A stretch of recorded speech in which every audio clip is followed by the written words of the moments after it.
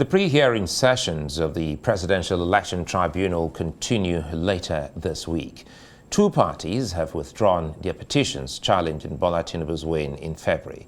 The primary opponents and runners-up at the election, the People's Democratic Party and the Labour Party, continue to contest Tinubu's victory. And there's a crisis in the Labour Party, with the acting national chairman Lamidi Akpakpa withdrawing the party's petition at the Rivers State Governorship Election Tribunal. There's also apprehension after he asked lawyers at the Presidential Tribunal to brief him on developments there. Now joining us is Senior Advocate of Nigeria, Afam Osigwe. Good to see you and thanks for your time. Thanks for inviting me. And, you know, I listened to Yakubu Mekiao there. Let's start from there because he's talking about something that is bogging down the judiciary. And he didn't name that. Perhaps maybe we can start first by looking at what the judiciary can do for us. We have a plethora of issues, and Nigeria is moving into a dispensation where all eyes are on the judiciary at the moment.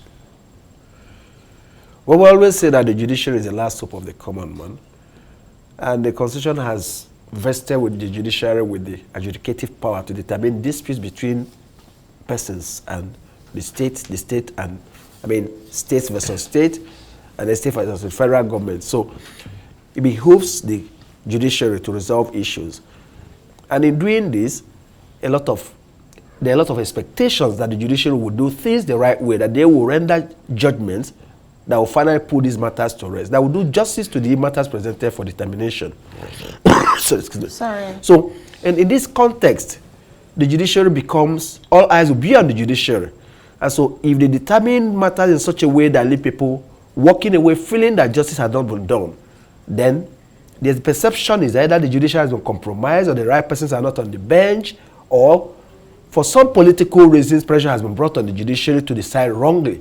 So a lot depends on how the judiciary determines cases, and if the confidence in the judiciary is eroded, ability of the institutions of state or people to approach the institutions of state, like the judiciary, to resolve their matters will be eroded, and judgments coming out of these courts will not have much regard by people. Even foreign countries may treat such judgments with scant regard. Which has a lasting implication if not handled well, because the truth is right now, some would say the judiciary itself is currently on trial. We do have about 700 petitions out there, you know, from the presidential to all levels of elections. But you know what, speaking of petitions, we cannot delve too much into the Labour Party issue, but the fact that, you know, just on Friday, the acting chairman, speaking of Lamidi Akpakpa, had actually said, you know what, all the lawyers handling the case for the party should reach out to him, even gave a timeline. And after that, we've even seen lawyers handling some cases, especially at the state level. I know that the Rivers State candidate for the Labour Party had raised the alarm that her lawyers were called to step aside. All of this, let's talk about how this, you know, will affect the party at the tribunal, using Labour Party as a case study now for all the political parties that also have their own issues going on. You see, there's a very thin line between delving into a matter before a court and a political question. So I will not be able to comment on this. But just to say that if you did not brief a person, you cannot instruct the person to report to you or to withdraw from a matter. And since this matter is sub judice, I would not want to comment on it. But just to say that the Labour Party dispute once again brings the judiciary under the limelight. Why do I say this? An order of the Federal High Court or the court suspended or restrained Mr. Abori from acting as the chairman of the party and recognized the gentleman you called Lamidi Akpakpa, I think, as the acting national chairman. And a matter that is pending before the court, which is yet to be determined, is also assuming some political dimensions, which has some bearings on the pendency of the matter. So there are people who may look at some of these cases and say, oh, these cases have some political connotation with the intention of having an effect on the pending petition before the court, which is why in determining such cases, the judiciary must take such decisions and act quickly so as to resolve the dispute one way or the other, to determine who is in charge of the matter, instead of delving into granting injunction. I'm trying not to discuss this matter, mind you. Now, to abridge time, and hear the substance of the matter. Now, so much time has been spent on injunction, on jurisdiction, and as to who should be the leader of the party. So if the court had determined the substance of the matter and determined who is the leader of the party, so that whoever was not satisfied with it would appeal. So it's another litmus test for the judiciary. To what extent do people put judiciary in a difficult position as to be seen to be walking the line between adjudicating in dispute between parties and becoming a willing tool in hands of politicians in using orders obtained from court to achieve political objectives? But again, I think now it comes to a fair understanding because we cannot say the bar and the bench isn't aware of some of these tricks, being employed by Nigerians and some politicians. So it's not about being aware. It's about how facts are presented before you, how people rely on previous decisions and laws in persuading a judge that their viewpoint is a better viewpoint. And that is why they are appellate courts. So these matters will now be taken to higher courts to test whether the decision of the trial court was right or wrong. If a judge had the ability of knowing a certainty of what everything should be, there wouldn't be appellate levels, Court of Appeal and the Supreme Court. Right. But my point is, in cases of this nature, there should be some step towards abridging time, ensuring that these matters are determined on the merit within the shortest possible time. The situation with... that's all I'm saying.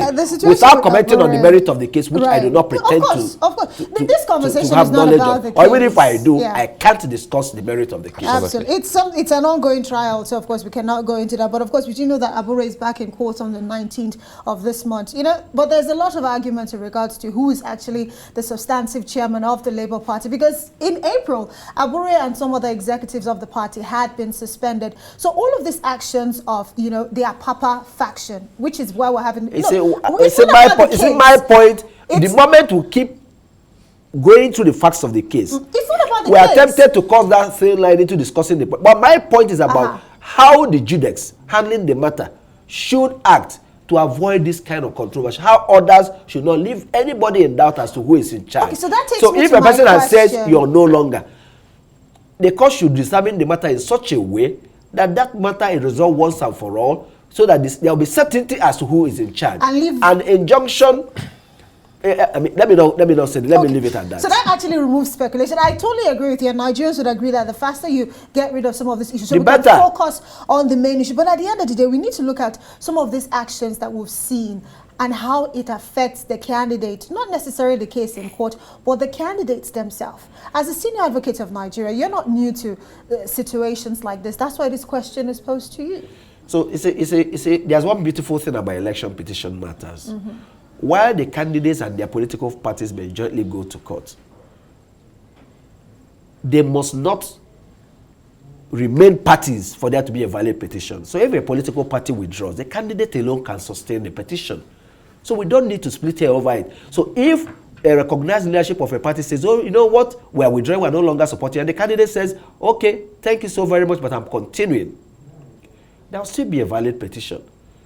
So it may only create some storm in a teacup, but it does not. That's why I said, so if a person says, look, you didn't brief me, the candidate did, and even though we're instructed to represent both of you, if you no longer want us, you can get your own lawyer, but I remain for the candidate, and I will not, it's a bit tricky when you're representing two parties.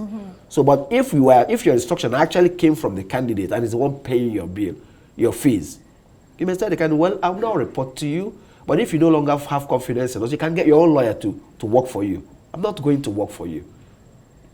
But I think we should focus on resolving these issues in a manner that leaves people satisfied that whichever way these matters are determined, to go away believing that judiciary has discharged itself creditably very well, and not mired in controversy as to play one role that people may see as geared towards undermining actions pending in other places. That's just my take about it. And that's the area I'm really concerned about. I'm quite excited that you're not trying to go into what would amount to subjudice, of course, because you used the key word there. You spoke about feelings. The impression about getting, justice, or having faith and hope in the judiciary is very key here. And perhaps there are things that Nigerians should start saying that will bring back those, positive feelings. Because ideally, sometimes people say, let's go to court. And every time you tell that to a Nigerian today, he knows the man uttering let's meet in court is already telling you that, look, you can't get justice. So let's talk about feelings. Listen to Yakubu Mikel and some other lawyers like yourself. It shows one thing, concern of lawyers. How can this be changed, if anything? It goes beyond the election matters, sir. Absolutely. So some years ago, over a decade ago, I attended a mediation training. And for the first time, I realized that perception is greater than reality. You may be a good person, or you consider yourself to be one. But if for certain reason, majority of people perceive you to be a bad person, that's what you are. That's how you're seen as a bad person. So if we've got to the point where public confidence in the judiciary has got low, the perception is that the courts are not there to do justice. That represents the people's assessment of the judiciary. And if you look at the large number of extrajudicial killings that are proven to take place or alleged to take place, and the high level of mob action taking place in our societies, and the way people take the laws into their hands, they all are high indices to gauge the level of confidence we have in our courts. It shows that people do not believe that these courts will mete out justice. So what happens? They believe that they are better placed to mete out justice. And it doesn't matter whether the justice they met out far outweighs that which the court would have meted out. So sometimes people may be mobbed or killed because they are alleged armed robbers, and people believe that if we allow them to go to court, the courts will free them and they'll be back in the society. So it gets me to the point where, so this saying, you preface this your question by referring to the NBA president who talked about judicial getting it right. And that's why we've chosen as topic, our theme of the conference, getting it right. Right? If we get it right in different segments of the society, and especially for tonight, our focus is on the judiciary, a whole lot will change. Take it or leave it, fewer people would have confidence investing in Nigeria. If they believe that the commercial transactions will not be fairly resolved, if they believe that even if they may be fairly resolved, they take forever, or that the judicial process will be utilized to truncate legitimate business expectations of individuals. And increasingly, many international commercial transactions, even some banking transactions in Nigeria, have arbitration clauses in them that require that the disputes be settled before some arbitral body in the UK or in Paris. And it should worry all of us. We are talking about capital flight. We're also talking about we Nigerians admitting that our system does not work. That we need to go elsewhere to resolve these disputes. So that perception is becoming the reality. And that's what worries all of us.